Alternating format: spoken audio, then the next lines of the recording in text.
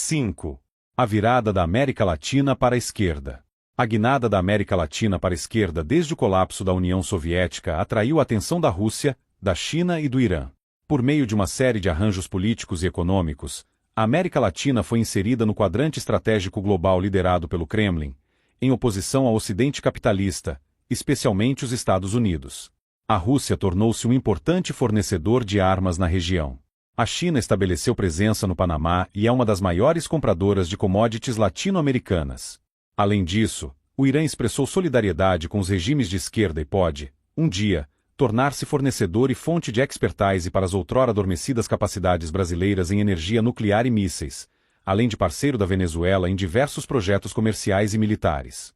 Em um período muito breve, a fórmula de Gramsci foi utilizada para penetrar a política latino-americana, com sucesso muito superior aos modestos avanços da KGB soviética durante a Guerra Fria.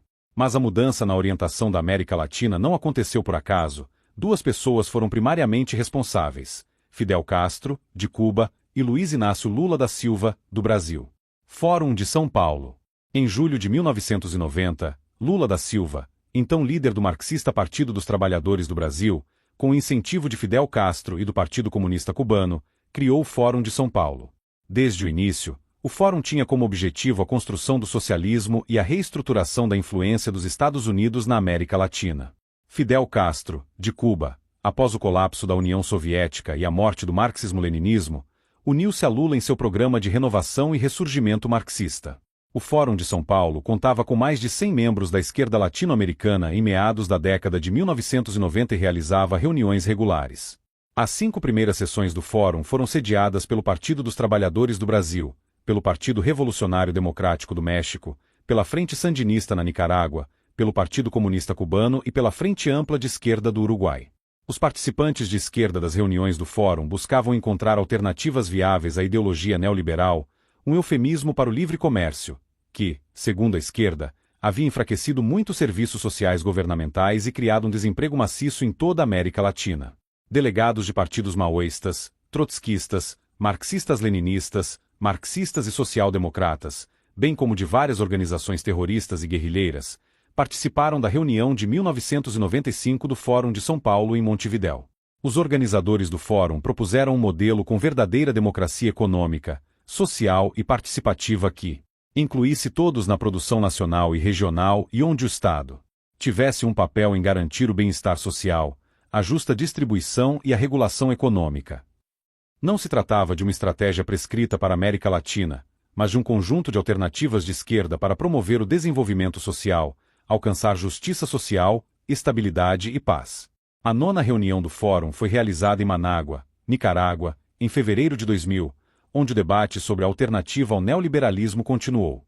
Durante essa sessão, os membros do Fórum reconheceram que, por meio da democracia, os eleitores e seus representantes seriam capazes de afastar as pressões das grandes potências, neutralizar as ações danosas das corporações transnacionais, contrabalançar o poder das elites tradicionais dominantes e avançar rumo ao desenvolvimento econômico e social sustentável, com justiça e igualdade. A 10ª reunião do Fórum de São Paulo foi realizada em Havana, em dezembro de 2001. Participaram 518 delegados de 81 países da América Latina e Caribe, Europa, Ásia, África, Oriente Médio e Austrália. Estavam representados 74 partidos e movimentos políticos membros, além de 127 partidos e organizações convidados. Entre os presentes estavam diversas organizações terroristas ativas, incluindo as Farc e o ELN da Colômbia, o Tupac Amaru do Peru, o MIR do Chile, a ETA Basca da Espanha, entre outras. Os principais eixos das alternativas discutidas enfatizavam a prioridade dos objetivos sociais na recuperação do desenvolvimento e da soberania, impulsos à integração regional como forma de inserção na economia mundial, a construção de democracias participativas autênticas, levando em conta o papel crescente das mulheres e dos jovens, a luta profunda e contínua dos povos indígenas, e a luta contra toda forma de exploração, opressão econômica e alienação dos direitos dos cidadãos. A declaração final encerrava-se com: nossa luta é por transformação política, econômica e social. É uma batalha de ideias por um mundo melhor. Ausente estava a retórica marxista-leninista do passado sobre luta de classes, confrontos violentos com capitalismo e revolução mundial. A batalha de ideias do século XXI era sobre transformação e democracia participativa, termo da esquerda para engajar os pobres autoexcluídos e destituir a elite dominante pelas urnas. Essa é a fórmula de Antônio Gramsci para a revolução passiva. O dado ideológico havia sido lançado para a transformação da América Latina em estados socialistas, atuando em conjunto contra a globalização econômica por meio de uma entidade regional idealizada, a Comunidade Sul-Americana de Nações. Quando Luiz Inácio Lula da Silva concorreu à presidência do Brasil com forte apoio do marxista Partido dos Trabalhadores, PT, Partido dos Trabalhadores, e de grande parte do campesinato, minimizou seu papel de líder operário radical e defensor da reforma agrária. Imediatamente após ser eleito presidente em 2003, Lula começou a projetar novas imagens nas paredes da caverna de Platão, apresentando sua ortodoxia econômica aos círculos financeiros do Norte. Lula é um defensor do livre comércio, exaltavam banqueiros na América do Norte. A enorme dívida externa do Brasil seria paga, mas a nacionalização das principais indústrias e a reforma agrária não estavam na agenda expressa de Lula.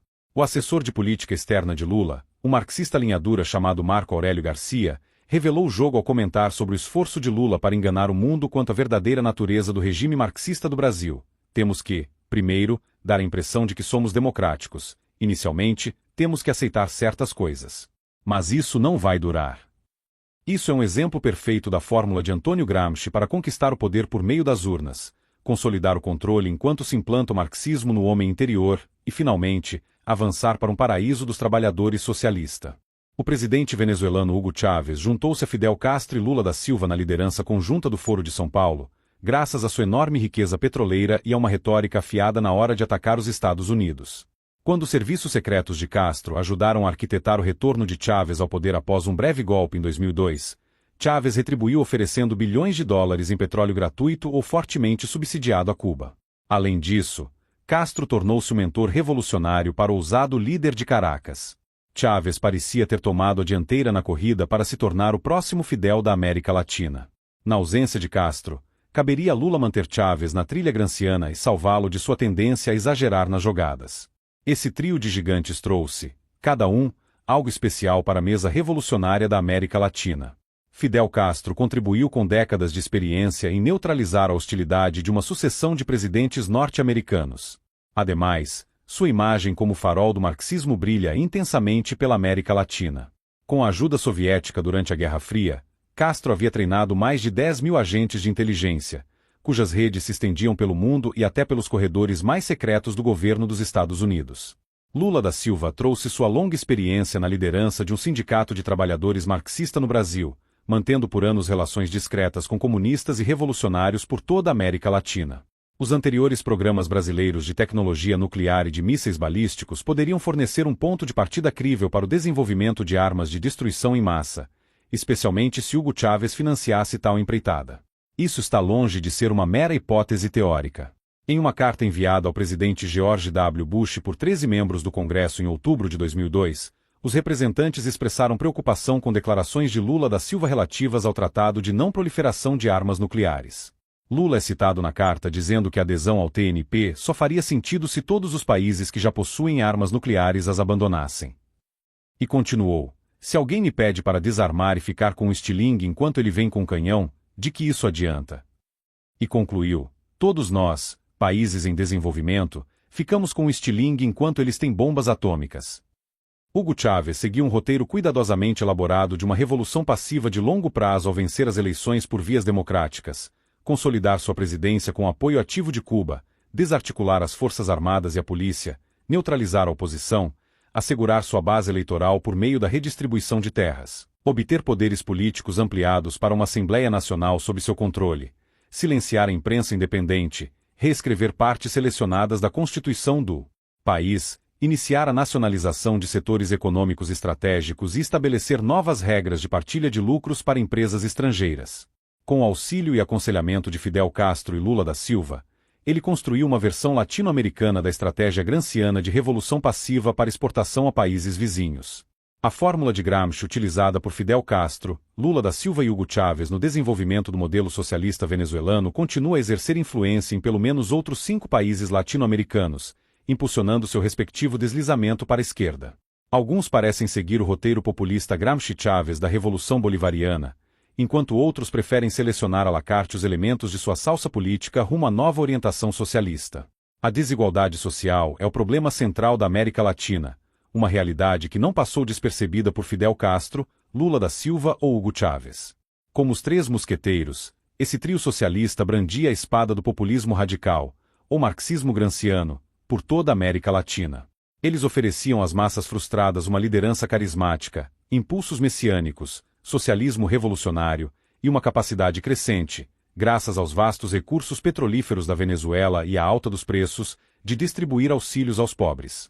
Seu programa gramsciano baseava-se na redução das desigualdades sociais por meio de suplementações de renda e promessas estatais de mais benefícios por vir, como forma de angariar votos.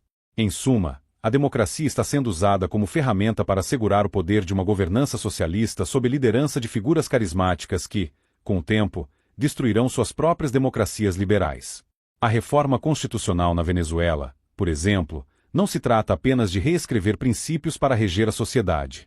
Ao contrário, a nova Constituição incorporava a filosofia de Hugo Chávez para a transformação revolucionária e uma nova visão estratégica do papel do Estado na vida das pessoas, do anti-imperialismo, isto é, dos Estados Unidos, e da mudança no equilíbrio geopolítico de poder na América Latina.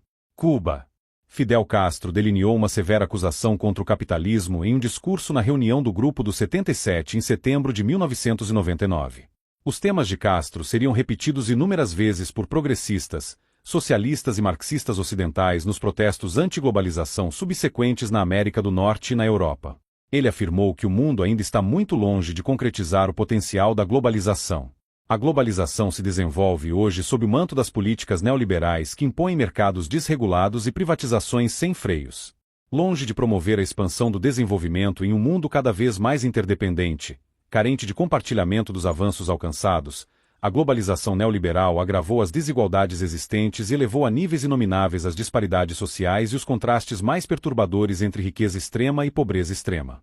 Menos de 3 meses após a sessão do G77 em 1999, mais de 50 mil manifestantes anti-globalização tomaram as ruas de Seattle e interromperam reuniões da Organização Mundial do Comércio. Peter Boyle, do Partido Socialista Australiano, resumiu com precisão: esse movimento é fundamentalmente contra o capitalismo. Ideologicamente, é um exército heterogêneo, cujos destacamentos principais incluem comunistas, anarquistas, feministas, ambientalistas, antirracistas, neo-hippies e defensores de estilos de vida alternativos. Ele acrescentou que essas correntes estão unidas na oposição à tirania corporativa. 4 meses após a Batalha de Seattle, Castro refinou os temas de tirania corporativa e outras pistas-chave da antiglobalização em um discurso na sessão inaugural da Cúpula do Sul. Disse Castro: a globalização tem sido mantida firmemente pelos padrões do neoliberalismo. Portanto, não é o desenvolvimento que se torna global, mas a pobreza. Não é o respeito à soberania nacional dos nossos estados, mas a violação desse respeito. Não é a solidariedade entre nossos povos, mas suave que petina a concorrência desigual vigente no mercado. Nesta cúpula dos países do terceiro mundo teremos que dizer: ou nos unimos e estabelecemos cooperação próxima, ou morremos. Com o movimento anti-globalização em andamento e o socialismo fortalecido internamente, Castro comemorou seu 75º aniversário ao lado de seu protegido marxista Hugo Chávez em agosto de 2001. Um aspecto-chave da revolução social de Chávez na Venezuela foi a estreita colaboração com seu mentor, Fidel Castro. Pode-se suspeitar fortemente que Chávez aprendeu o ABC do plano gramsciano com Castro, assim como nas reuniões do Fórum de São Paulo durante a década de 1990. Mais de 3.000 treinadores cubanos e 450 profissionais de saúde foram enviados à Venezuela para ajudar Chávez a consolidar seu controle e mobilizar apoio entre os mais necessitados. Os vínculos Cuba-Venezuela também foram fortalecidos em nível intermediário pela troca de governadores, ativistas da sociedade civil, delegados juvenis e sindicalistas. Estes últimos são especialmente importantes na fórmula gramsciana para consolidar apoio popular. Castro estava ajudando Chávez a construir a base necessária para a transição a um Estado comunista totalitário, ainda que inspirado no marxismo cultural de Gramsci. Em 2001, a relação entre Venezuela e Cuba estava apenas começando. Até o final de 2005, Cuba enviará 30 mil médicos, dentistas, professores e treinadores esportivos à Venezuela para atuarem principalmente nas favelas pró-Chávez de Caracas.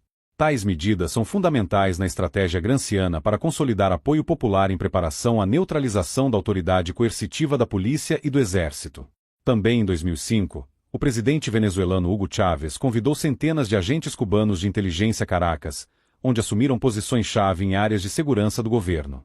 Cubanos foram identificados na principal agência civil de inteligência e investigações preventivas, inteligência militar, Banco Central, Ministério do Interior e Departamento de Imigração. Eles assumiram ainda cargos administrativos importantes em todos os estados da Venezuela e dominaram o entorno de segurança de Chávez. Enquanto isso, a Venezuela financiava vozes de oposição granciana em diversos países latino-americanos, com o intuito de viabilizar o surgimento de regimes marxistas por todo o continente. A formação técnica cubana e os recursos petrolíferos da Venezuela se uniram para impulsionar a América Latina rumo à esquerda. O ingrediente-chave para viabilizar isso foi a aplicação do marxismo cultural de Gramsci, um plano que já produzia resultados significativos mesmo diante de oposição moderada. Durante uma visita de uma delegação militar chinesa em julho de 2001, Raul Castro aproveitou a oportunidade para reiterar total apoio de Cuba aos esforços de Pequim de alcançar a unidade nacional por meio da incorporação de Taiwan. Membros da delegação chinesa afirmaram que a visita fazia parte dos esforços contínuos para fortalecer os laços de amizade e cooperação entre os dois povos e suas forças armadas. Em abril de 2005, a China intensificou suas vendas militares a Cuba, embora Castro tenha afirmado que não incluíam armamentos. Ainda assim, agências de inteligência dos Estados Unidos detectaram envios de armas a Cuba em 2000, incluindo explosivos de uso civil e militar. Fidel Castro visitou o Irã, o terceiro polo no quadrilátero estratégico, em maio de 2001. Ele elogiou Teherã por sua luta contra o imperialismo. Minha visita ao Irã para mim e para minha nação é um grande privilégio, disse Castro na televisão estatal iraniana. Acredito verdadeiramente que as relações entre os dois países serão mais fortes após esta viagem. Na Universidade de Teherã, Castro afirmou ao público que Irã e Cuba, cooperando entre si, podem colocar a América de joelhos. O regime americano é muito fraco, e estamos testemunhando essa fraqueza de perto. Em 2003, Teherã e Havana uniram forças. Cuba passou a bloquear transmissões de satélite dos Estados Unidos ao Irã. O Telestar 12, satélite comercial de comunicações, órbita 15 graus oeste, cerca de 22 mil milhas acima do Atlântico. Embora estivesse longe do Irã para bloqueá-lo de forma eficaz, estava ao alcance de Cuba. Com a ajuda de Havana, os noticiários da Voice of America em persa nunca chegaram ao público iraniano pretendido. Brasil. Luiz Inácio Lula da Silva assumiu a presidência em 1º de janeiro de 2003 com 62% dos votos. Marxista, Lula capitalizou o descontentamento público com a incapacidade do governo de entregar prosperidade após uma década de reformas de mercado livre e uma dívida pública que atingiu impressionantes 260 bilhões de dólares. Durante sua campanha, Lula retratou os Estados Unidos como o principal inimigo e manteve-se firme em sua oposição ao proposto Acordo da Área de Livre Comércio das Américas. Ele também prometeu usar a indústria de alta tecnologia do Brasil para impulsionar a economia por meio da produção e venda de armas nucleares. Lula da Silva criou e convocou reuniões anuais do Foro de São Paulo em 1990. Essas primeiras conferências foram frequentadas por todos os partidos comunistas e da esquerda radical da América Latina, bem como por organizações terroristas da região, o Exército Republicano Irlandês, os terroristas da ETA da Espanha, a Frente Popular para a Libertação da Palestina, Comando Geral e representantes de estados patrocinadores do terrorismo, Iraque, Líbia, Cuba e outros. As reuniões do Foro de São Paulo serviram como sucessoras do Congresso Tricontinental de Fidel Castro, estabelecido em 1966 para ajudar grupos terroristas a coordenarem melhor seus ataques contra os Estados Unidos e seus aliados. A partir desse começo modesto, o Foro cresceu e tornou-se um grande coordenador para um número crescente de membros internacionais. O Foro também serviu como uma importante fonte de desinformação contra o Ocidente. Documentos de trabalho da reunião do Foro de dezembro de 2002, por exemplo, alegaram que as tropas da OTAN perpetraram genocídio em Kosovo, forças dos Estados Unidos e do Reino Unido massacraram a população no Afeganistão, e Israel continua a executar uma política sistemática de assassinato de palestinos. Desde o primeiro dia de sua presidência, Lula deixou claro que atuar em parceria com seus aliados ideológicos, Fidel Castro em Cuba e o presidente Hugo Chávez na Venezuela. Em seu primeiro dia no cargo, Lula tomou café da manhã com Chávez e jantou com Castro. Dado o relacionamento próximo de Lula com Castro, unindo esquerdistas radicais e terroristas nas reuniões do Foro de São Paulo, e sua liderança firme no Partido dos Trabalhadores do Brasil, não surpreende que ele tenha abraçado Castro e seu protegido, Hugo Chávez. Além disso, dada a posição de Lula quanto à alegada exploração da América Latina pela América do Norte, ele certamente foi parceiro na condução de Castro da campanha anti-globalização contra o neoliberalismo em particular, contra os Estados Unidos. O Foro de São Paulo, incluindo todos os seus membros comunistas e da esquerda radical, parece ter funcionado como conselho diretor da campanha anti-globalização contra o Fundo Monetário Internacional, o Banco Mundial, a Organização Mundial do Comércio e outros fóruns financeiros internacionais e de livre comércio. Apesar de sua retórica e das atividades anti-americanas nas sombras, Lula manteve uma campanha de longa duração tentando convencer autoridades das agências de crédito e da comunidade de política externa dos Estados Unidos de que ele é um político com quem se pode lidar. O Instituto para Estudos de Políticas, com sede em Washington, D.C., um think tank de esquerda radical com muitas conexões entre os chamados progressistas no governo dos Estados Unidos e no Congresso, ajudou Lula a defender sua causa. O apoio ao presidente Lula da Silva no Partido dos Trabalhadores, segundo o Instituto Maldon, vinha de seguidores da teologia da libertação da Igreja Católica Romana Radical e da Pastoral Operária da Igreja, estudantes e intelectuais de esquerda e castristas, facções comunistas trotskistas e organizações camponesas radicais, incluindo o militante Movimento dos Trabalhadores Rurais Sem Terra, MST. O MST é fundador da Rede de Ação Direta Antiglobalização Ação Global dos Povos, PGA. O pragmatismo de Lula ao implementar o modelo marxista revisionista de Gramsci criou uma corrente cruzada de percepções no norte industrializado. Embora tenha engasgado diante da necessidade do livre comércio para atender e reduzir a enorme dívida externa do Brasil, ele também se reunia regularmente, por meio do Foro de São Paulo, com revolucionários de esquerda como o Partido Comunista Cubano, o Partido dos Trabalhadores Marxista do Brasil, os Sandinistas da Nicarágua, a FMLN comunista de El Salvador, terroristas do Exército Republicano Irlandês, da ETA Basca, das Farc da Colômbia e alguns dos mais ensanguentados terroristas do Oriente Médio. Em uma palavra, o presidente Lula da Silva é um marxista com o objetivo de eliminar o poder e a influência dos Estados Unidos na América Latina, mas somente quando julgar que o momento é adequado. Ele permaneceu um defensor descontente do livre comércio por necessidade, mesmo quando abraçou o presidente George W. Bush durante sua visita ao Brasil em março de 2007. A questão em aberto é qual poderá ser seu curso de ação política quando considerar que o momento é adequado. A estratégia de Lula é lidar com os Estados Unidos ao mesmo tempo em que auxilia países sul-americanos em sua guinada esquerda e promove uma nova unidade por meio da Comunidade Sul-Americana de Nações, uma comunidade continental prevista nos moldes da União Europeia. 12 países assinaram um acordo para criar o novo bloco comercial, representando 361 milhões de pessoas, com um produto interno bruto de 973 bilhões de dólares e exportando 181 bilhões em bens e serviços. A Comunidade de Nações fornece um meio de manter boas relações com os Estados Unidos, enquanto constrói uma unidade continental de Estados socialistas e explora conexões econômicas e políticas com potências emergentes, como China e Irã. Quando o presidente Lula da Silva foi eleito, encontrou seu país conturbado, com problemas históricos que resistiam a soluções rápidas. O crime organizado havia saqueado a nação por anos, e assassinos eram contratados por comerciantes para eliminar os muito pobres e moradores de rua. Uma análise conduzida pelo MST revelou, em 2004, que o governo de Lula havia assentado menos de 30 mil famílias rurais, em comparação com as 115 mil previstas pelo Plano Nacional de Reforma Agrária. Como consequência, o MST prometeu invasões de terras e prédios por camponeses sem terra, bem como manifestações públicas para chamar atenção à necessidade de reforma agrária. O programa de assistência em dinheiro do presidente Lula da Silva, o Bolsa Família, totalizando mais de 11 milhões de dólares, pagava $40 por mês a famílias pobres, desde que seus filhos frequentassem a escola regularmente e realizassem exames de saúde e vacinação. Muitos consideravam o programa Bolsa Família um dos programas sociais de maior sucesso no Brasil, e ele foi a chave para a reeleição esmagadora de Lula em outubro de 2006, 60%. Mas desde o início de seu primeiro mandato, Lula enfrentou um dilema. Embora seu maior desejo fosse transformar o Brasil em um Estado socialista de comércio justo, a grande dívida pública do país, garantida em sua maior parte por bancos e contratos dos Estados Unidos, levou a dançar com o diabo capitalista a caminho de alcançar seus objetivos revolucionários marxistas. Para acalmar seus credores nervosos no norte, Lula prometeu honrar a dívida e cumprir os contratos de livre comércio existentes.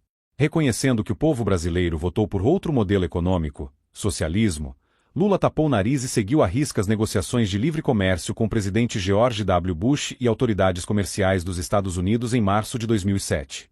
Prometendo usar seu segundo mandato, iniciado em 1º de janeiro de 2007, para elaborar políticas que produzissem um crescimento anual de 5%, o presidente Lula da Silva enfrentava uma tarefa econômica enorme. O Brasil era destruído por uma dívida gigantesca com uma taxa básica de juros de 13,25%, abaixo do pico de 19,75%. Estas são as taxas de juros mais altas do mundo e prometem manter o Brasil em uma condição de depressão econômica perene. O presidente Lula da Silva conseguiu adiar o dia do confronto inevitável com os Estados Unidos. Primeiro, no início de seu primeiro mandato, Lula teve que encontrar uma forma de acalmar os ânimos entre seus seguidores por ter adotado um caminho de livre comércio tático. A oportunidade para isso surgiu em janeiro de 2003, quando Lula usou a tribuna do Fórum Econômico Mundial em Davos, Suíça, para defender a ajuda aos pobres do mundo. A reunião de Davos contou com a presença de centenas dos maiores agentes financeiros e líderes políticos importantes do mundo inteiro. Lula pediu que os governos do Norte e grandes investidores criassem um fundo global para combater a pobreza e a fome em todo o mundo. Lula, filho de um lavrador pobre, disse que os países estão gastando bilhões e bilhões de dólares em uma corrida armamentista e gastando dinheiro com coisas que não são prioridades. Ao mesmo tempo, afirmou, olhamos para os países do terceiro mundo e milhões de mulheres e crianças morrem porque não conseguem ingerir as calorias de que necessitam. Lula não está sem meios de pressão ao lidar com o Norte e seus credores. Ele declarou abertamente que o Brasil deveria reiniciar seus programas de armas nucleares e mísseis balísticos. O presidente da Silva insiste que sua instalação nuclear em Resende, não muito longe do Rio de Janeiro, será usada para produzir urânio pouco enriquecido para uso em usinas de energia, e não material altamente enriquecido para uso em armas nucleares. Além disso, o Brasil possui um dos maiores depósitos de urânio do mundo. Se dominar o ciclo completo do combustível, poderá vender urânio pouco enriquecido para outros países, rendendo ao Brasil bilhões de dólares por ano. Um problema com esse cenário é que o Brasil tem um histórico longo de restrições às inspeções da Agência Internacional de Energia Atômica, AIEA, da ONU. Durante inspeções anteriores da AIEA, máquinas críticas foram cobertas para evitar a revelação dos avanços tecnológicos do Brasil. A AIEA insiste que a divulgação total de todos os equipamentos é necessária para garantir que o urânio não esteja sendo enriquecido a um nível que possa ser usado no desenvolvimento de armas nucleares. Além disso, a AIEA quer saber as fontes do equipamento do Brasil. De acordo com relatórios de 1975, o Brasil transferiu tecnologia de suas usinas de energia para um programa de armas nucleares. A China é o maior parceiro comercial do Brasil na América Latina, enquanto o Brasil é o terceiro maior parceiro comercial da China depois dos Estados Unidos e da Argentina. Em uma visita à China no início de 2004, o presidente Lula da Silva disse a seus anfitriões que Brasil e China compartilham a visão de uma ordem internacional mais justa e equitativa, baseada na multipolaridade e no respeito ao direito internacional. O líder chinês Zhao Jintao respondeu dizendo que acreditava que a visita de Lula impulsionaria a parceria estratégica entre China e Brasil. Vários acordos foram assinados durante a visita para promover uma maior cooperação entre os dois países. Durante uma turnê de 2 semanas pela Argentina, Chile, Cuba e Brasil, o presidente chinês Zhao Jintao disse à Assembleia Nacional do Brasil que a China estava determinada a forçar laços sem precedentes com países da América Latina e do Caribe. O Brasil proclamou a China como um parceiro estratégico. Cerca de 10 milhões de árabes vivem no Brasil, a maior população árabe fora do Oriente Médio. Cerca de 25 mil muçulmanos do país vivem na cidade de Foz do Iguaçu, no sudoeste, que é a parte brasileira da Tríplice Fronteira, onde suas fronteiras convergem com as do Paraguai e da Argentina. É uma área amplamente conhecida por contrabando de armas e drogas, falsificação de documentos e moedas, lavagem de dinheiro e inúmeras outras atividades ilegais. Estima-se que entre 10 e 12 bilhões de dólares passem pela área da Tríplice Fronteira anualmente. Parte desse dinheiro é desviada para militantes islâmicos no Oriente Médio. O Brasil nega a presença de jihadistas islâmicos na região da Tríplice Fronteira. Em setembro de 2007, o presidente Lula da Silva lançou um esforço de 1 ano, em nível ministerial, para desenvolver uma nova estratégia de segurança e defesa nacional. O objetivo ostensivo é transformar o Brasil em uma potência militar no século XXI. Não podemos ser subordinados, disse Lula. Temos que ser ousados. O presidente da Venezuela, Hugo Chávez, controla o 5º maior país produtor de petróleo do mundo, o que coloca uma enorme quantidade de dinheiro à sua disposição. Um marxista protegido de Fidel Castro, ele se revelou um agitador efusivo que atraiu um grupo de melhores amigos na Rússia, China e Irã. O presidente Chávez moldou seu governo para servir como modelo da aplicação prática da fórmula gramsciana na América Latina e no Caribe, e ofereceu às guerrilhas marxistas do narcotráfico colombiano, as Farc, um santuário privilegiado na Venezuela. Muitos latino-americanos pobres o respeitam profundamente pelos programas que implementou para ajudar os que estão na base da pirâmide econômica. O jornalista Arnaud Borgrave chama Chávez de Robin Hood vestido como Che Guevara, roubando dos ricos para dar aos pobres, incluindo hospitais gratuitos com 17 mil médicos e dentistas cubanos. Apesar dos bilhões de dólares em receitas provenientes do petróleo, o socialismo de Hugo Chávez trouxe alta inflação, escassez crônica de alimentos e distúrbios, aumento da criminalidade e longas filas com centenas de venezuelanos esperando para comprar os escassos suprimentos de leite, frango e açúcar em mercados ao ar livre administrados pelo Estado e operados pelos militares. O apoio ao socialismo bolivariano de Chávez começou a cair, mesmo entre os mais pobres dos pobres.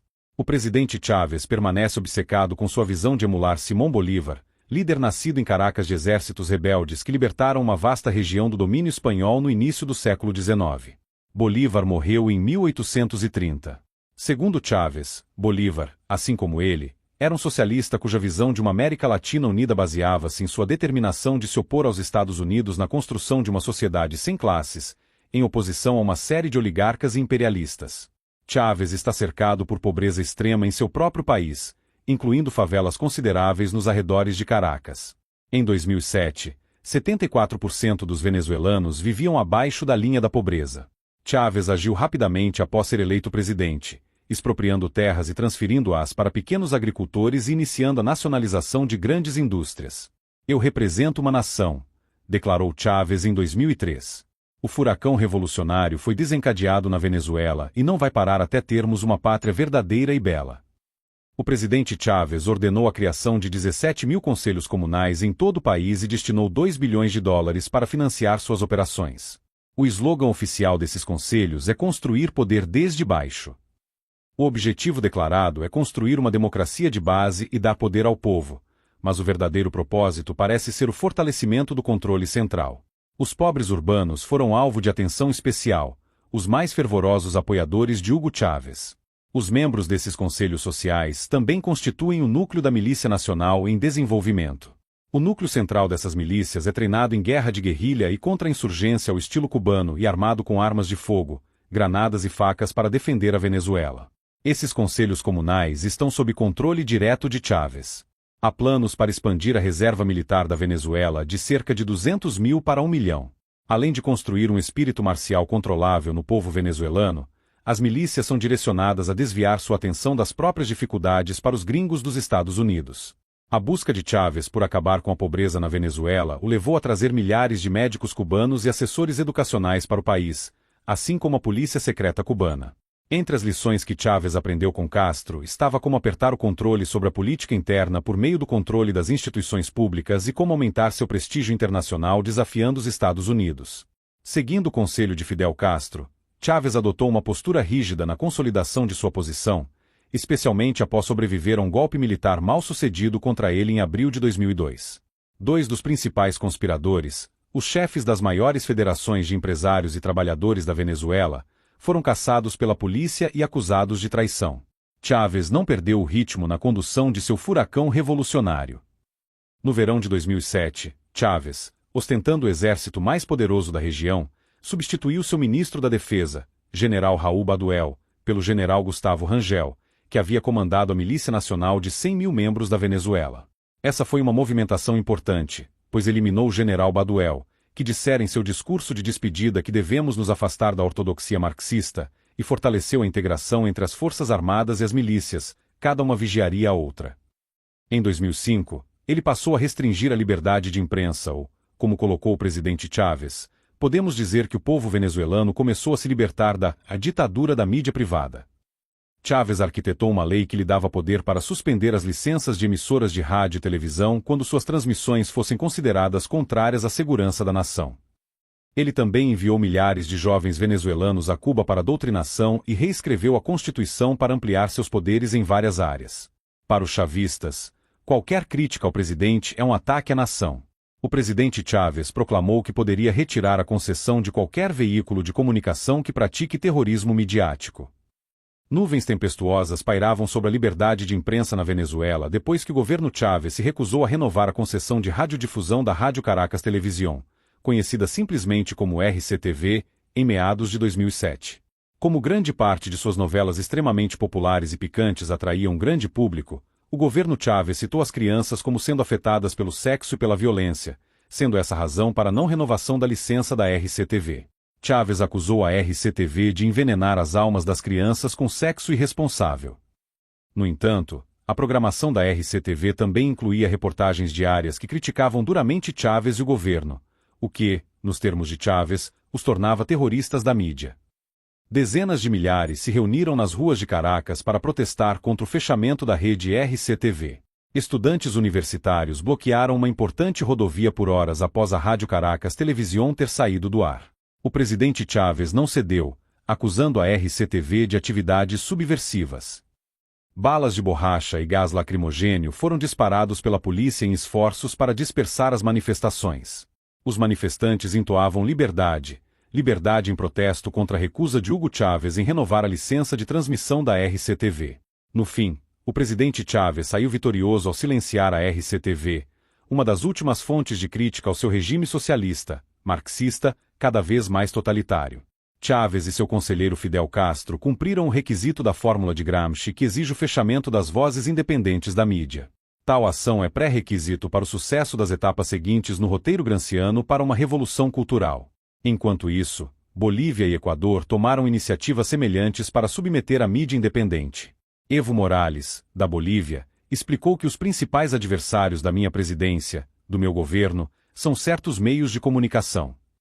A corrida do presidente Chávez para construir o socialismo na Venezuela foi desacelerada pela recusa do povo em validar as 33 mudanças constitucionais propostas em agosto de 2007, que teriam permitido sua reeleição indefinida e o avanço da sua revolução bolivariana.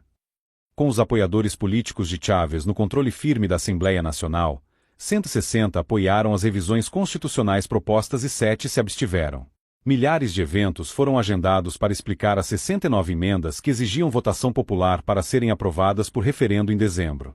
Estudantes universitários iniciaram protestos contra as mudanças constitucionais e foram enfrentados pela polícia, que disparou gás lacrimogênio, balas de borracha, e por outros apoiadores de Chávez que atiraram com pistolas contra os manifestantes reunidos.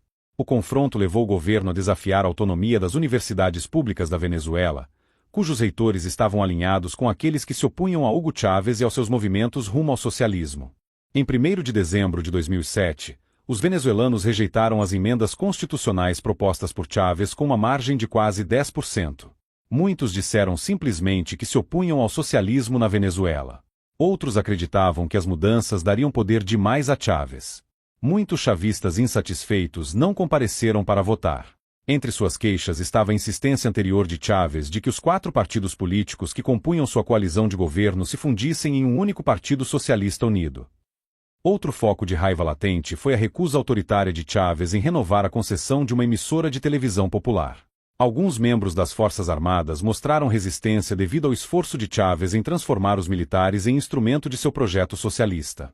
E muitos políticos chavistas estavam pouco entusiasmados com as reformas, especialmente porque sua aprovação permitiria que Chávez se candidatasse indefinidamente, enquanto outros cargos ainda funcionariam sob as regras constitucionais pré-socialistas. O presidente Chávez encarou sua derrota eleitoral com certa leveza, dizendo que o motor travou, então teremos que ir de jumento. Ele admitiu que avançou rápido demais e muito além da vontade do povo venezuelano. Chávez afirmou que os 5 anos restantes de seu mandato atual seriam focados nas 3 Rs: revisão, retificação e relançamento da Revolução Socialista. A partir dessa plataforma, Chávez avançou para enfrentar as questões pendentes e os problemas que levaram à falta de apoio às emendas constitucionais propostas em dezembro de 2007. Até 2007, a liberdade de imprensa na Venezuela estava em risco, à medida que o país dava mais um passo em direção ao socialismo do século XXI. Muitos jornalistas e proprietários de meios de comunicação acreditavam que Chávez controlaria ou eliminaria todas as vozes independentes da mídia até 2012. No plano gramsciano, a Igreja Católica Romana era o inimigo público número 1. Para o sucesso do marxismo, a Igreja precisava ser destruída. Assim, não foi surpresa quando Chávez mirou na Igreja Católica, chamando-a de tumor na sociedade venezuelana. Chávez também disse ao arcebispo Roberto Luckert León que o veria no inferno. Após sua reeleição em 2006, Chávez enfrentou um problema que Antônio Gramsci havia advertido como obstáculo à conquista de um governo marxista por via indireta: a autonomia da Igreja Católica Romana, que servia como uma importante fonte de valores contrários aos que guiavam os cidadãos em sua vida cotidiana. Em 2006, 96% dos venezuelanos eram católicos e 74% haviam declarado confiar na Igreja em uma pesquisa de opinião pública de 2005. A Igreja permanecia majoritariamente voltada para seus ministérios e para servir o povo venezuelano. O cardeal Rosa Savino, no entanto, advertiu o presidente Chávez de que a Igreja venezuelana continuaria a se manifestar contra a marcha rumo à ditadura socialista, já que isso desafia a liberdade sob o disfarce de ajudar os pobres. A Igreja na América Latina deve manter uma clara separação entre si e o Estado, aconselha o padre Robert Assirico, mas também tem interesse em preservar a liberdade e o pluralismo. A resposta do presidente Chávez foi interessante, pois refletia os ensinamentos de Gramsci, tornando-se um ponto-chave no modelo venezuelano de aplicação prática da fórmula gramsciana. Evitando o confronto com o cardeal Savino, Chávez passou a se imersar em imagens cristãs. Ele usou o messianismo como meio de tentar convencer o povo venezuelano de que o socialismo é o cristianismo e referiu-se ao Cristo como o maior socialista da história. Chávez afirmou que o reino de Cristo é o reino do socialismo. A Igreja, no entanto, não quis saber disso. Muitos documentos eclesiásticos condenavam o socialismo tanto em teoria quanto na prática. Avaliar como Chávez lidou com a Igreja Católica Romana será um aspecto central do modelo gramsciano exportado para outros países da América Latina. Marxistas como Chávez precisam neutralizar a influência da Igreja, pois os valores cristãos, por sua própria existência, desafiam o regime ditatorial. Gramsci foi claro: a Igreja Católica Romana deve ser destruída. A primeira vítima resultante da supressão da liberdade religiosa sempre foi a liberdade individual. Gramsci aconselhava que qualquer formação de uma vontade coletiva nacional popular é impossível a menos que a grande massa de camponeses irrompa simultaneamente na vida política. Seguindo a fórmula do pensador italiano, Hugo Chávez prometeu uma revolução agrária ao chegar ao poder em 1998. Assim como em outras partes da América Latina, a maior parte das terras agrícolas do país estava concentrada nas mãos de poucos. Chávez foi especialmente duro com pecuaristas e proprietários de grandes fazendas, o que o tornou muito popular entre os numerosos pobres da Venezuela, que compunham a base de apoio político de seu governo. A elite ficou indignada, especialmente depois que o governo Chávez distribuiu títulos de propriedade de cerca de 9.000 acres a agricultores pobres em 2001.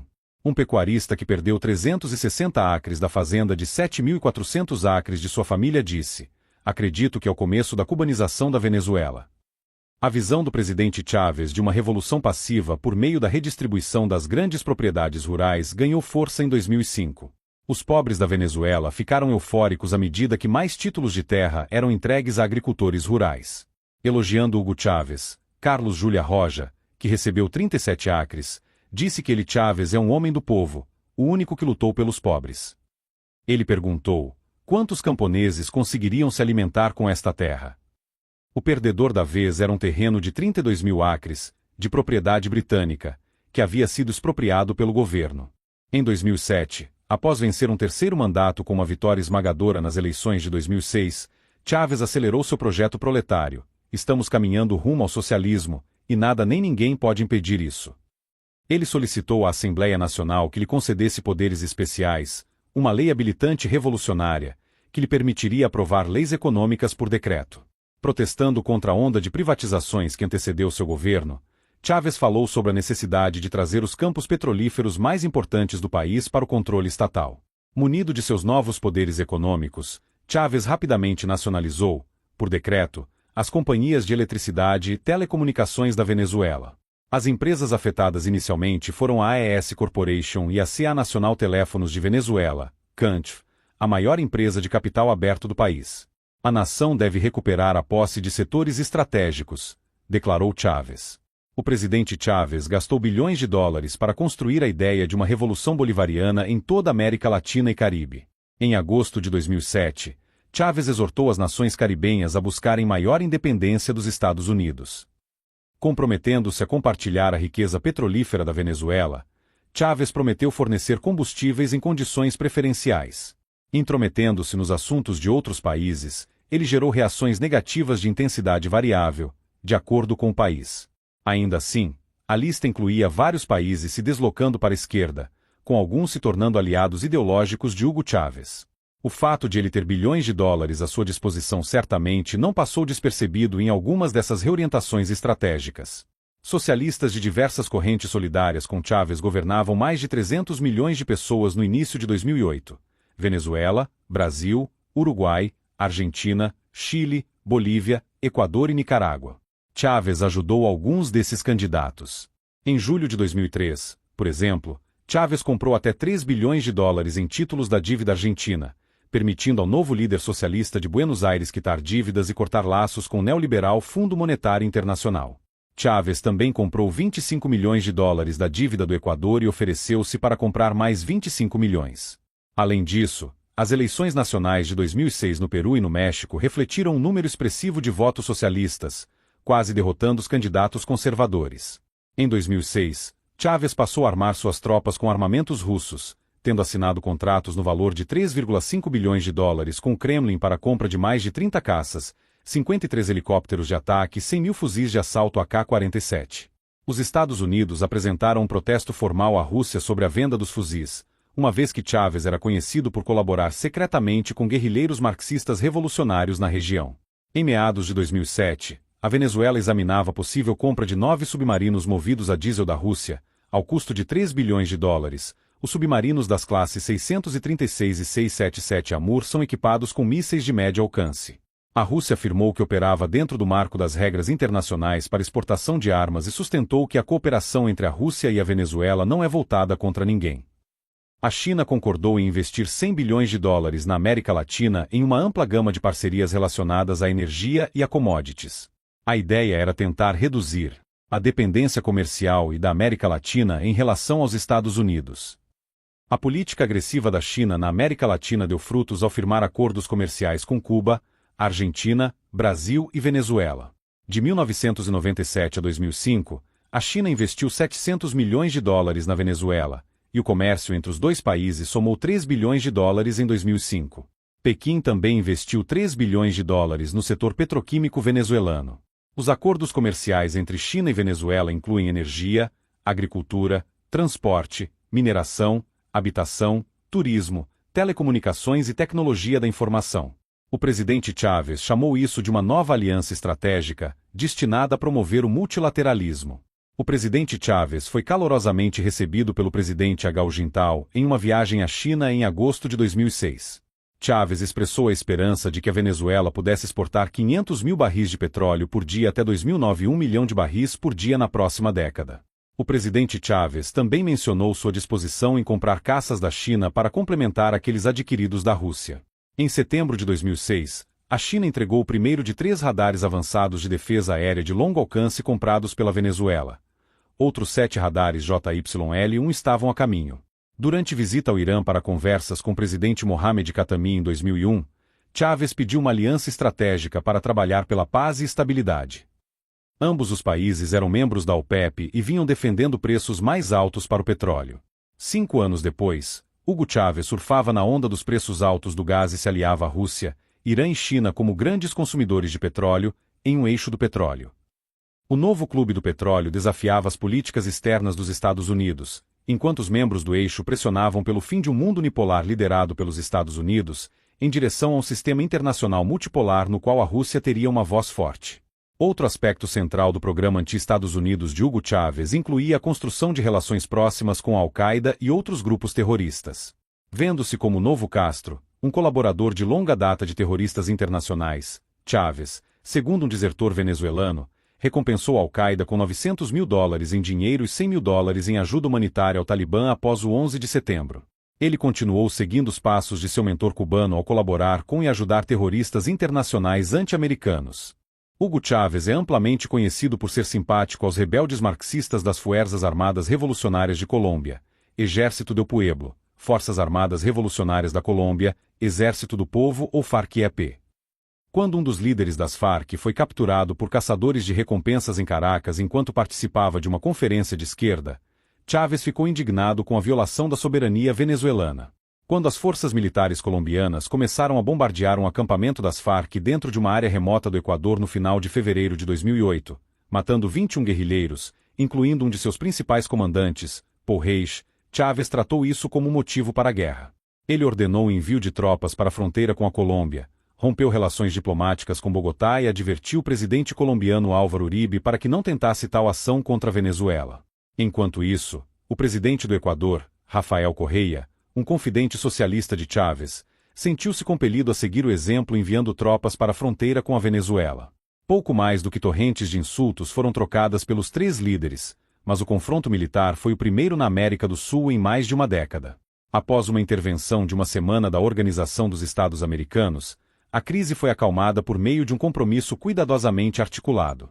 O maior perigo exposto nessa disputa com a Colômbia foi a resposta impulsiva do presidente Chávez a uma operação transfronteiriça colombiana relativamente pequena. Chávez demonstrou imaturidade extraordinária. Ele merece ser monitorado. Segundo um relatório, Chávez estaria seguindo o plano que Fidel Castro elaborou para Salvador Allende, do Chile, que importou milhares de paramilitares cubanos para derrubar a Constituição chilena e instaurar um regime comunista. Chávez enfrenta continuamente agitação doméstica e desafios ao caminho revolucionário de Antônio Gramsci. Em um esforço para garantir que sua revolução passiva ocorra, Chávez está replicando partes da experiência cubana ao conectar redes internacionais de terrorismo aos serviços de segurança do país, ao sistema financeiro e às corporações estatais como parte de seus planos. Terroristas islâmicos têm operado a partir da ilha turística venezuelana de Margarita, localizada a cerca de 37 quilômetros ao largo da costa nordeste da Venezuela. A ilha serve como ponto de parada para terroristas a caminho da região da Tríplice Fronteira, uma terra de ninguém onde convergem as fronteiras da Argentina, Brasil e Paraguai. Margarita foi identificada como um centro de financiamento do terrorismo, juntamente com as Ilhas Cayman e o Panamá. Também se suspeitava que o Hezbollah utilizava a ilha de Margarita como parte de sua rede financeira. Outros países socialistas. 6 países com governos socialistas, Bolívia, Equador, Uruguai, Nicarágua, Argentina e Chile, são os principais candidatos a se juntar à Revolução Bolivariana liderada por Chávez.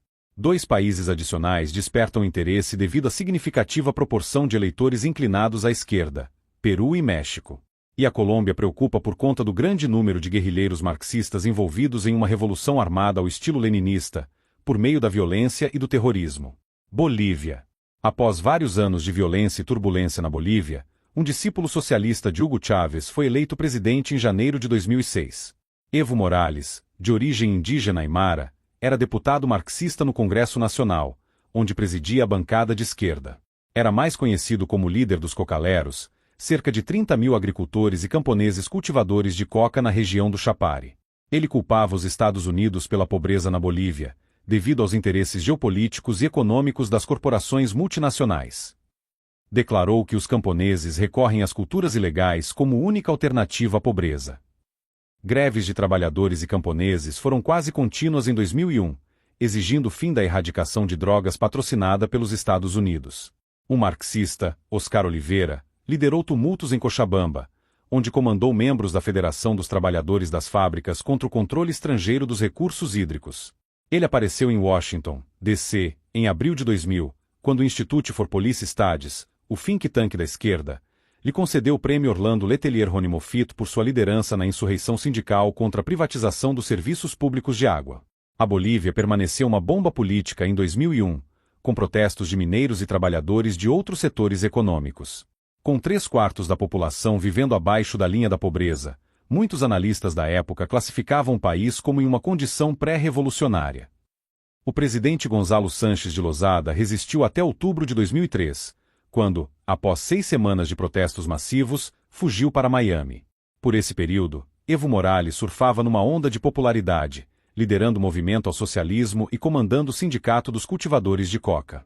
Sonha em fortalecer essa mensagem anti-imperialista com uma grande cúpula incluindo Fidel, Lula e Chávez, para mostrar que estamos unidos e fazer os imperialistas norte-americanos pensarem 2 vezes, declarou Morales.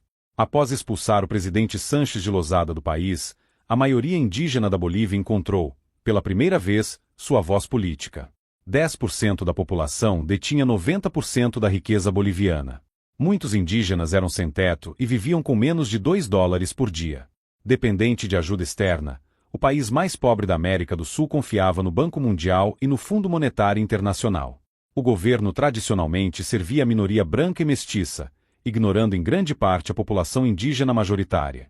Entre 1997 e 2002, As reservas provadas de gás da Bolívia aumentaram 362%, para um estimado de 55 trilhões de pés cúbicos. Um sonho realizado. Mas a sociedade civil temia que o governo favorecesse investidores estrangeiros em detrimento do povo. A guerra da água em Cochabamba também gerou um clima combativo nos movimentos sociais do país. A questão de quem deveria lucrar com os recursos da Bolívia continuou a assombrar o novo presidente Carlos Mesa. Protestos anti-governo, violência e a ira popular o tiraram do poder em junho de 2005. A saída de Mesa foi uma vitória para os cocaleros, que já haviam expandido suas plantações durante o prolongado período de instabilidade. O movimento ao socialismo dirigido por Morales organizou a última rodada de protestos que derrubou o presidente Mesa. Evo Morales foi eleito presidente da Bolívia em dezembro de 2005, tornando-se o primeiro chefe de Estado indígena do país.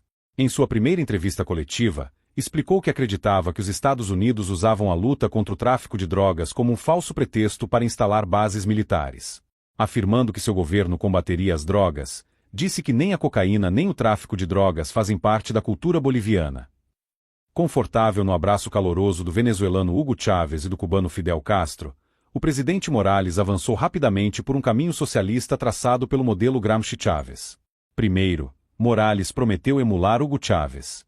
Declarou: "Garanto a presença do camarada Chávez, que nos ensinará como ele aprovou uma nova constituição na Venezuela e lutou contra os gringos e a oligarquia." Uma Assembleia Nacional, criada em agosto de 2006, teve um ano para redigir uma nova constituição que entregaria uma segunda libertação ao povo boliviano. Pouco depois da posse, Evo Morales enfrentou os bispos da Igreja Católica Romana sobre o ensino da religião nas escolas. Muitos ficaram surpresos com essa atitude, já que a Igreja mantinha uma relação próxima com os grupos de base que o levaram ao poder. Contudo, a Igreja Católica Romana continuava sendo a inimiga número 1 de Antônio Gramsci. Morales aparentemente percebeu que não era o momento certo para confrontar diretamente a Igreja e desistiu da ideia de enfrentar os bispos. Mas sua hora chegaria.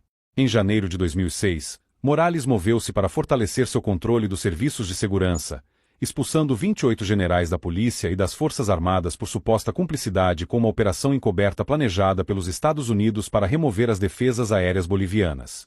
O novo presidente trouxe equipes de inteligência cubanas e venezuelanas para eliminar microfones ocultos nos escritórios governamentais. Enviou cerca de 10 mil quadros do movimento ao socialismo para Cuba, com bolsas de estudo médicas para especializações necessárias. Morales anunciou planos para redistribuir 77 mil milhas quadradas, uma área equivalente ao estado de Nebraska, entre a maioria indígena da Bolívia no período de 2007 a 2011. As terras a serem redistribuídas incluíam áreas e propriedades privadas consideradas improdutivas ou obtidas por meio de fraudes. O governo também ajudaria os agricultores fornecendo suporte técnico, equipamentos, escolas e água potável segura. O senhor Morales propôs uma legislação que permitiria ao governo reforçar o controle sobre a mídia. A lei era apresentada como necessária para tomar medidas contra conteúdos televisivos considerados nocivos à sociedade. Enquanto isso, a Venezuela financiou com 2 milhões de dólares a criação de um novo canal de televisão estatal e mais de 100 estações de rádio provinciais, transmissores de propaganda, em toda a Bolívia, além de conceder ao presidente Morales 30 milhões de dólares para subsidiar alguns dos municípios do país. 6 membros do grupo terrorista ETA, do País Basco, viajaram para a Bolívia em 2006 e se encontraram com altos oficiais do governo Morales. Eles compraram casas em Cochabamba, centro do narcotráfico boliviano e reduto do movimento ao socialismo, que foi instrumental para levar Morales ao poder.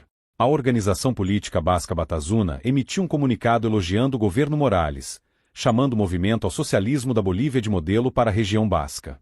Hugo Chávez prometeu enviar 400 contadores da empresa estatal de petróleo da Venezuela para a Bolívia, com o objetivo de auditar os livros das companhias estrangeiras de energia. Supostamente, os auditores procuravam evidências para fundamentar a renegociação dos contratos existentes sob ameaça de expropriação. O presidente Morales nacionalizou os recursos energéticos da Bolívia em 1º de maio de 2006.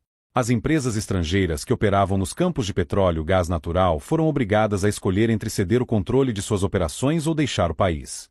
7 empresas assinaram novos contratos com o governo boliviano, que assumiu o papel de gestor dos recursos energéticos do país.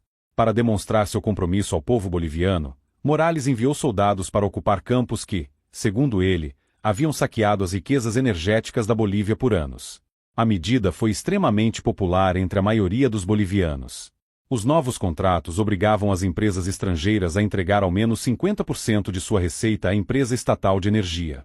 Os percentuais cedidos podiam chegar a até 82% da receita para os grandes produtores. Em uma visita à China em fevereiro de 2006, Morales recebeu aconselhamento para evitar ações que pudessem levar os Estados Unidos a organizar um golpe entre oficiais militares descontentes. Você precisa ser cordial com os Estados Unidos, foi-lhe dito, refletindo a estratégia chinesa de longo prazo para minar a influência norte-americana na América Latina. Adotar uma postura cordial é uma peça-chave da fórmula granciana para a revolução passiva. Os chineses ofereceram a Morales 38 mísseis superficiais portáteis HN-5 para substituir aqueles tomados pela CIA em uma operação encoberta em dezembro de 2005. A agência havia sido auxiliada por oficiais de segurança bolivianos preocupados que os mísseis poderiam cair nas mãos de terroristas. Esse tipo de míssil portátil, disparado no ombro, é de baixa altitude e, em mãos terroristas, poderia ser usado contra aeronaves comerciais. Morales comemorou seu primeiro ano no cargo em janeiro de 2007 com uma aprovação próxima a 50%. A parcial nacionalização do setor energético do país prometia maior receita para a trajetória socialista da Bolívia. Ao alterar drasticamente a estrutura tributária, o governo passou a receber 82% dos lucros gerados pelas empresas estrangeiras de energia. Essa porcentagem representava exatamente o inverso do que era repartido antes da renegociação dos contratos. O próximo alvo da agenda de nacionalização de Morales era a reforma da indústria de mineração. Acusando o sistema judiciário de restringir a nacionalização dos principais setores econômicos na marcha da Bolívia rumo ao socialismo, Morales exigiu a renúncia de 4 juízes da Suprema Corte. Ele acusou o sistema judiciário de roubar 300 milhões de dólares e de liberar criminosos, ladrões e narcotraficantes. Morales contou com o apoio de membros-chave do movimento ao socialismo. A taxa de sucesso de Morales começou a declinar no final de 2007, quando a coalizão indígena que o levou ao poder se dividiu por rivalidades internas. Greves, tumultos e ameaças ocorreram em 6 das 9 províncias da Bolívia. As principais reclamações eram a deriva em direção à ditadura e ao socialismo militante. Alianças informais foram formadas para proteger os direitos democráticos da população. Enquanto Morales e os soldados do governo lidavam com os levantes, Hugo Chávez deixou claro que não estava satisfeito. Ele declarou que faria guerra contra a Bolívia caso a oposição tentasse derrubar Morales. Então, talvez com o fantasma do presidente marxista do Chile, Salvador Allende, que foi deposto e morto em 11 de setembro de 1973, sussurrando em seu ouvido, Chávez disse: "Aviso à oligarquia da Bolívia que, se derrubarem ou assassinarem Evo, a Venezuela não ficará de braços cruzados." Equador. O esquerdista Lúcio Gutiérrez conquistou os pobres e trabalhadores indígenas do Equador, e a partir dessa base política, derrotou o magnata das bananas Álvaro Noboa para a presidência em novembro de 2002. Noboa era o homem mais rico do país, comandando mais de 110 empresas. A orientação esquerdista do país ficou evidente quando cerca de 10 a 12 mil manifestantes locais e estrangeiros marcharam em Quito contra 33 representantes comerciais da Organização dos Estados Americanos que haviam chegado à capital equatoriana para discutir as implicações do acordo proposto para a área de livre comércio das Américas.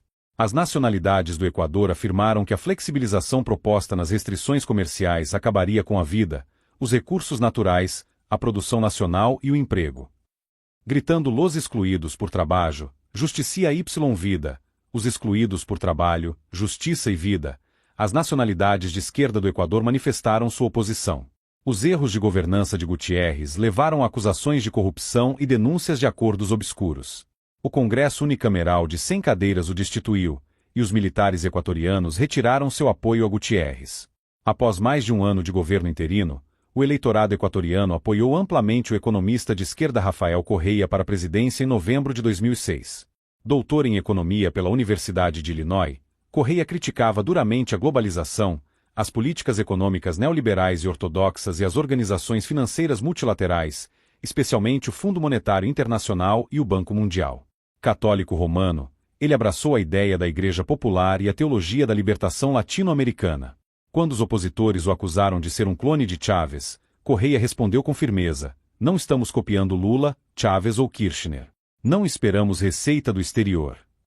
Correia venceu ao deixar claro que era contra reformas de mercado, contra a administração Bush, contra um acordo de livre comércio com os Estados Unidos e contra corporações transnacionais que não obedecem à lei. Também ameaçou dar calote na dívida externa de 10 bilhões de dólares do Equador, caso as necessidades sociais fossem maiores do que o imperativo de pagar a dívida.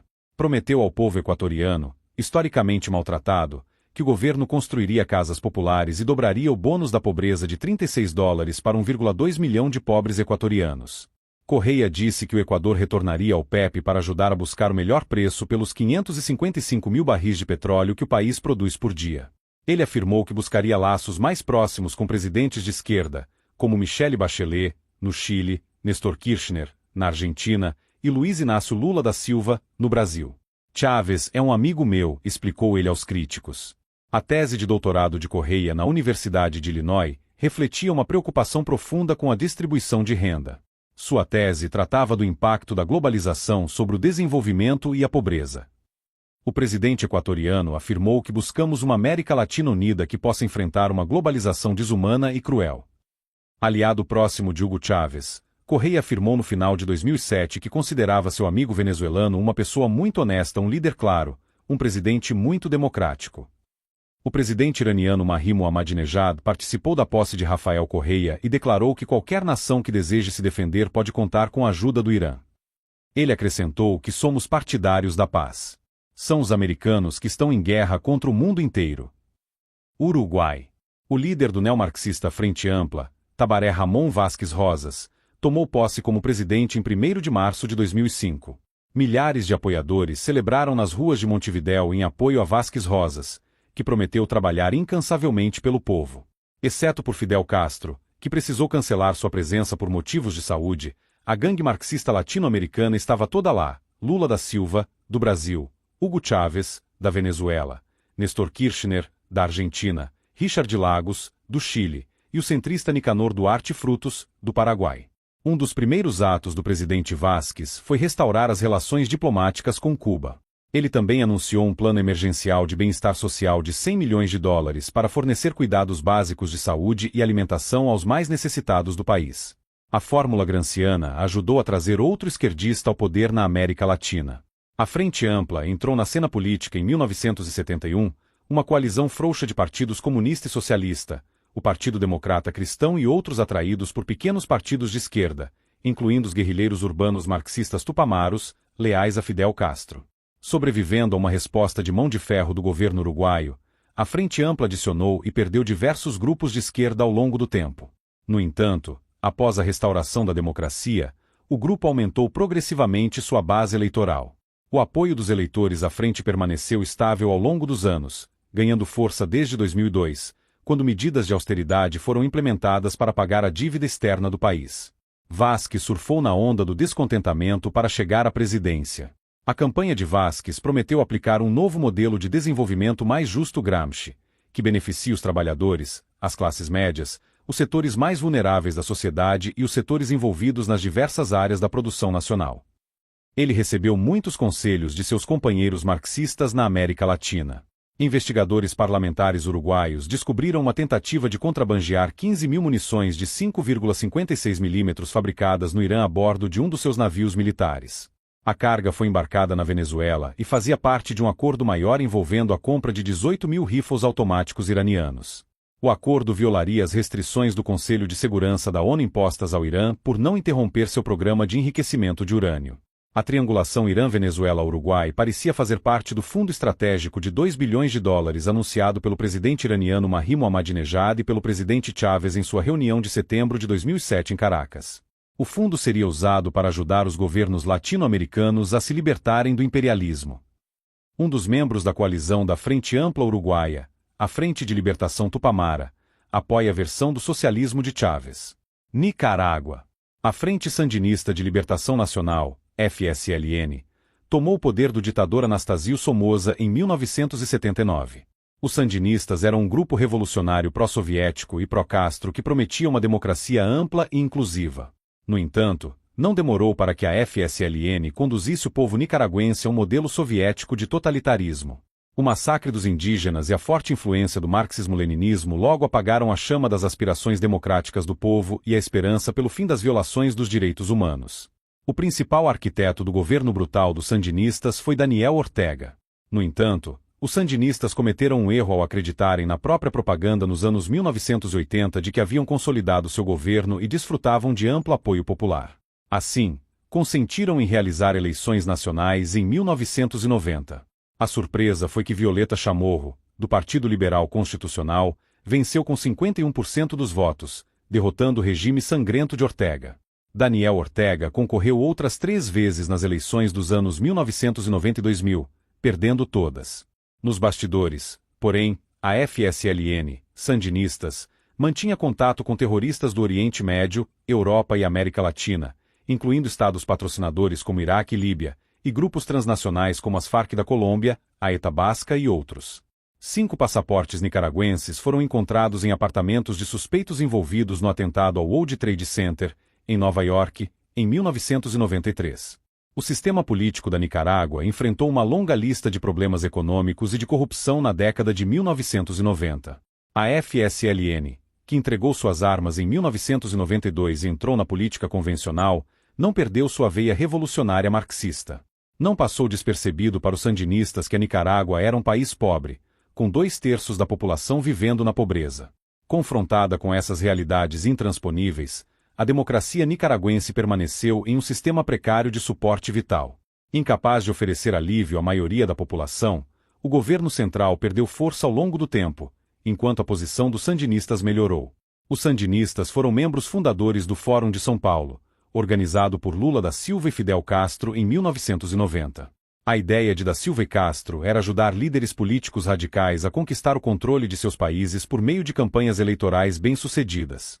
Seguindo o modelo gramsciano, os marxistas se apresentariam como populistas, opositores à corrupção governamental e dedicados a ajudar os pobres com programas de saúde, educação e medidas viáveis contra a pobreza.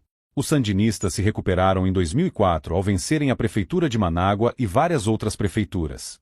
O líder sandinista Daniel Ortega descreveu os resultados como uma nova revolução sem armas ou derramamento de sangue, referência direta à fórmula da revolução passiva de Antônio Gramsci. A sorte estava lançada para o retorno de Ortega, não como um ardente marxista-leninista, mas como homem do povo, um seguidor do revisionista marxista Antônio Gramsci. Por exemplo, ele uniu forças com o Partido Liberal de Arnoldo Alemã, um movimento gramsciano, que pretendia enfraquecer a administração vigente ao reduzir os poderes da presidência. Parece que Ortega aprendeu bem a lição sobre a fórmula gramsciana para o sucesso, na escola do Fórum de São Paulo. Durante a campanha presidencial da Nicarágua em 2006, desapareceu a retórica marxista-leninista inflamável de Ortega. Sua nova mensagem estava de acordo com o conselho de Gramsci: dizer ou fazer o que for necessário para alcançar o poder pelo processo eleitoral. Só depois disso, medidas deveriam ser tomadas para moldar os valores sociais, consolidar o poder e impor os princípios marxistas na sociedade e no sistema político. Na campanha presidencial, Ortega deu um vislumbre de como governaria nos primeiros dias de seu novo mandato. Os desafios eram enormes. Os 5,5 milhões de habitantes da Nicarágua eram os segundos mais pobres do hemisfério ocidental, perdendo apenas para o Haiti. A renda per capita anual era de cerca de $910. A resposta de Ortega foi se aliar a Fidel Castro, Lula da Silva, Hugo Chávez e outros líderes socialistas na rejeição do que chamou de capitalismo selvagem. Somos vítimas de um neoliberalismo selvagem, disse um vendedor ambulante apoiador de Ortega. Mas unidos, continuaremos lutando contra esse sistema neoliberal que deixa nossos filhos morrerem de fome. O vendedor ambulante revelou a verdadeira posição de Ortega, enquanto este iniciava seu mandato como presidente da Nicarágua com um sorriso cativante. Ortega enfatizou paz, reconciliação, estabilidade, laços estreitos com os Estados Unidos e livre comércio. Também apresentou imagens socialistas de educação gratuita, assistência médica, complementos salariais para os pobres e redistribuição de terras. Na realidade, Ortega desfrutava da calorosa acolhida no mundo de Gramsci por Lula da Silva, Fidel Castro e Hugo Chávez. Entregas subsidiadas de petróleo e gás da Venezuela ajudariam o novo regime a consolidar seu poder, e a visita do presidente iraniano Mahmoud Ahmadinejad, em janeiro de 2007, prometia assistência adicional para ajudar Daniel Ortega a firmar sua posição antes dos próximos passos revolucionários. Argentina. O presidente argentino Néstor Kirchner surgiu na cena política em maio de 2003, combinando um ataque aos interesses domésticos entrincheirados com uma política externa agressiva. Indicando suas inclinações socialistas, se não marxistas, Kirchner rapidamente estabeleceu relações calorosas com Fidel Castro, Luiz Inácio Lula da Silva e Hugo Chávez, o trio que representava a intelectualidade de esquerda da América Latina e seus principais financiadores. Kirchner também buscou outros líderes afastados dos Estados Unidos, incluindo Evo Morales, da Bolívia. Em uma reunião especial da Cúpula das Américas, em janeiro de 2004, Kirchner vangloriou-se de que venceria por nocaute um encontro marcado com o presidente George W. Bush. Kirchner reestruturou com sucesso 120 bilhões de dólares da dívida total de 190 bilhões que a Argentina devia, incluindo juros passados referentes a 150 emissões de títulos e 600 mil investidores. Como resultado, a dívida total do país caiu de 190 para 125 bilhões em um mês, sem assistência do Fundo Monetário Internacional. Esse avanço deu à Argentina um pequeno espaço para enfrentar outras questões da dívida que prejudicavam sua economia. Enquanto o presidente Bush se reunia com 33 presidentes na Cúpula das Américas em novembro de 2005, milhares de manifestantes protestavam contra os Estados Unidos e o capitalismo. Um manifestante hondurenho resumiu a manifestação: "Somos um povo unido contra o livre comércio, porque o livre comércio é uma política de morte para nossos países." Em outubro de 2007, Cristina Fernández de Kirchner, primeira-dama da Argentina, venceu a presidência com mais de 40% dos votos. Ela substituiu o marido, Néstor, em dezembro, tornando-se a primeira mulher eleita presidente do país. Sua popularidade baseava-se largamente no sucesso do marido em tirar o país da beira do colapso econômico desde 2001. Cristina Fernández é uma advogada perspicaz que trabalhou ao lado do marido. Embora a continuidade política estivesse garantida até certo ponto, vários problemas econômicos delicados continuavam a afetar o país, incluindo alta inflação, controle de preços e crescente demanda por energia. Um comerciante chegou a exclamar: "Estou tão animado. Cristina vai nos tirar da pobreza." Chile. Michelle Bachelet, a primeira chefe de Estado mulher do país, tomou posse em 11 de março de 2006. Ela se tornou a quarta líder consecutiva da coalizão socialista que governava o Chile desde 1990. Embora socialista, Bachelet se posiciona na vertente pragmática da esquerda que domina a América Latina.